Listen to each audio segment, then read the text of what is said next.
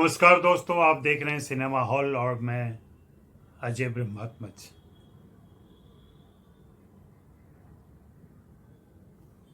नमस्कार दोस्तों, आप देख रहे हैं सिनेमा हॉल और मैं अजय ब्रह्मात्मज। आज मैं करण जौहर की तारीफ करूंगा, लेकिन उसके पहले एक जानकारी देना चाहता हूं आपको कि आपको अगर मेरा वीडियो पसंद आता है, मेरी बातें सही लगती हैं, आप कहीं न कहीं मुझसे सहमत होते हैं और चाहते हैं कि मैं यह काम लगातार करता रहूं, तो आप मेरे लिए कॉफ़ी का एक मग खरीदिए। एक मग कॉफ़ी मुझे भेंट कीजिए। उसका पता यहीं नीचे में दिया गया है, आप वहाँ जाएं और मेरे लिए कॉफ़ी खरीदें। आप ऐसा करेंगे तो कहीं न कहीं मुझे थोड़ी हिम्मत मिलेगी, हौसला अफजाई होगी और मैं आगे भी वीडियो करता रहूँगा। तो मैं कह रहा था कि मैं आज करण जौहर की तारीफ़ करूँगा। मुझे जो लोग फॉलो करते हैं, मेरे लेख पढ़ते रहे हैं पिछले 1.5-2 दशक से, वे इस बात को अच्छी तरह जानते हैं कि करण जौहर को लेकर मैं कुछ ज़्यादा ही क्रिटिकल रहता हूँ, आलोचनात्मक रहता हूँ। कई बार मैंने उनके व्यक्तिगत आचार व्यवहार को लेकर या उनकी राय को लेकर, उनके मंतव्यों को लेकर क्रिटिकल टिप्पणियाँ की हैं, लेख लिखे हैं। उनकी फिल्मों में जो खामियां दिखाई पड़ी हैं उसके प्रति ज़्यादा तीक्ष्ण रहा हूँ मैं। मुझे कई बार लगता है कि हिंदी फिल्म इंडस्ट्री में जो इनसाइडर आउटसाइडर की जद्दोजहद है, उसमें एक खेमे को वे बिलोंग करते हैं और उसका नेतृत्व भी करते हैं। इसलिए मैंने जब कंगना रनौत ने उन पर आरोप लगाया था कि वे नेपोटिज्म करते हैं, तो उस पर भी मैंने लेख लिखे थे और उसमें समर्थन किया था कंगना का। हालांकि कंगना अभी जिस तरीके की बातें कर रही हैं, मैं उससे असहमत हूँ। तो हिंदी फिल्म इंडस्ट्री में नेपोटिज्म है, इनसाइडर आउटसाइडर, फेवरेटिज्म, ये सारी चीज़ें हैं। सब ने लिखी ये बात, अभी प्रियंका चोपड़ा ने भी ये बात लिखी। और मेरे तो कई व्यक्तिगत अनुभव हैं, कई ऐसे कलाकारों के अनुभव हैं जिनके साथ करण के कटु और बुरे अनुभव रहे हैं। निर्देशकों को मौका देने का फैसला लिया है। अभी हाल में इनको की तस्वीर एक साथ छपी थी और ये बहुत खुशी की बात है। ऐसी इंडस्ट्री में जहां बाहरी प्रतिभाओं को, नई प्रतिभाओं को मौका मिलने में सालों लग जाते हैं और कई बार फिर भी मौके नहीं मिल पाते, वहाँ एक स्थापित और चल रही प्रोडक्शन कंपनी के द्वारा उनको मौका देना सचमुच बड़ी बात है। और इसके लिए यकीनन करण जौहर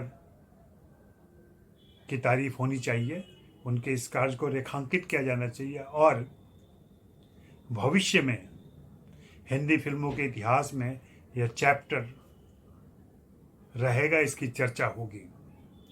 देखना ये होगा कि भविष्य में ये निर्देशक क्या कर पाते हैं और किस तरह की फिल्में कर पाते हैं, कितने अपनी स्वतंत्र सोच के साथ आ पाते हैं और कितना करण जौहर की सोच में ढल जाते हैं।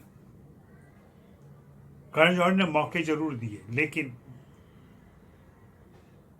उनकी सारी फिल्मों को आप देखें जहाँ भी नए निर्देशकों ने काम किया है, एक शशांक खेतान के अलावा लगभग सभी निर्देशक उनकी सोच के हिसाब से ही चलते रहे हैं। उसी परिवेश, उसी दृष्टिकोण, उसी रवैये के साथ फिल्में पेश करते रहे हैं। यही बात राम गोपाल वर्मा के यहाँ भी दिखाई पड़ती है। राम गोपाल वर्मा ने भी इतने सारे निर्देशकों को मौका दिया, लेकिन उन सारे निर्देशकों की फिल्मों पर राम गोपाल वर्मा की छाप दिखाई पड़ती है। मुझे लगता है पुराने ज़माने में जैसे काम होता था, बॉम्बे टॉकीज हो, रंजीत मूवी टोन हो, फिल्मिस्तान हो, या और भी स्टूडियो, कलकत्ता का स्टूडियो हो, न्यू थिएटर्स हो, यहाँ पे निर्देशकों को थोड़ी आज़ादी दी जाती थी कि वे अपने ढंग की फिल्में बनाएं। तो अगर आप मौका देते हैं तो ये बात भी गौर करनी चाहिए, इस पर भी ध्यान देना चाहिए। अभी फ़िलहाल मुझे यशराज फिल्म्स में ये थोड़ी छूट दिखाई पड़ती है, जहाँ अलग अलग मिजाज की फिल्में निर्देशक लेके आते हैं, जबकि सबके निर्माता अभी आदित्य चोपड़ा हैं। तो जिस बात की मैं तारीफ कर रहा था करण जौहर की, वह है नए निर्देशकों को मौका देने की बात। इन निर्देशकों के नाम सुने आप, कॉलिन डी कुन्हा हैं, शरण शर्मा हैं, राज मेहता हैं, भानु प्रताप सिंह हैं, पारस चक्रवर्ती हैं, विवेक सोनी हैं, अमृतपाल बिंदु हैं, आनंद तिवारी हैं, करण सिंह त्यागी हैं, अनुभूति कश्यप हैं, साजिया इकबाल हैं, पुष्कर ओझा हैं, सागर आमरे हैं और कायोजी ईरानी हैं। इनमें से कुछ निर्देशकों की फिल्में आ चुकी हैं, कुछ की बन के तैयार हैं, जल्दी ही रिलीज हो जाएंगी, और बड़ी संख्या वैसे निर्देशकों की है जिनकी फिल्में अभी आनी है। इनमें से कुछ की शॉर्ट फिल्म मैंने देखी है, जैसे अनुभूति की शॉर्ट फिल्म मैंने देखी है, शाजिया की शॉर्ट फिल्म मैंने देखी है। शाजिया को तो इस साल फिल्म क्रिटिक गिल्ड का बेस्ट डायरेक्टर का अवार्ड भी मिला बेबाक फिल्म के लिए। तो मुझे पूरी उम्मीद है कि इन सारे निर्देशकों के साथ कुछ नया आएगा हिंदी फिल्म इंडस्ट्री में, कुछ नया देखने को मिलेगा। हाँ, यह देखना होगा कि करण जौहर उनको कितनी छूट देते हैं और कितनी उनकी इयत्ता बनी रहती है, कितनी उनकी अपनी पहचान बनी रहती है पर्दे पर। अभी यह जानना बाकी है, इनकी पृष्ठभूमि और परिवेश में जानने में पता चलेगा कि ये निर्देशक आए कहाँ से हैं। यह बात बहुत महत्वपूर्ण होती है कि कौन सा निर्देशक कहाँ से आ रहा है, देश के किस कोने से आ रहा है, किस पृष्ठभूमि से आ रहा है, किस प्रक्रिया से आ रहा है। उससे उसकी सोच, उसकी दृष्टि, उसकी विचारधारा और फिल्मों की दृष्टि निर्धारित होती है। पिछले कुछ सालों में हिंदी फिल्मों में जो नए निर्देशक आए हैं, खास करके ऐसे प्रोडक्शन कंपनी से, वे सब अर्बन मिडिल क्लास के रहे हैं, अपर मिडिल क्लास के रहे हैं। तो उनकी सोच एक खास किस्म से काम करती है। अंग्रेजी माहौल से आए हैं, उनमें भारतीयता, भारत के स्थानीयता, भारतीय भाषाओं के प्रति प्रेम, भारतीय लोक संगीत, लोकगीत के प्रति प्रेम नहीं दिखाई पड़ता है। इधर पिछले 5-8 सालों की फिल्में ज़्यादातर शहरी फिल्में हैं। उनमें अगर देहात भी आया है तो उस पर शहरी रवैया है, शहरी दृष्टिकोण से पेश किया गया है उन्हें।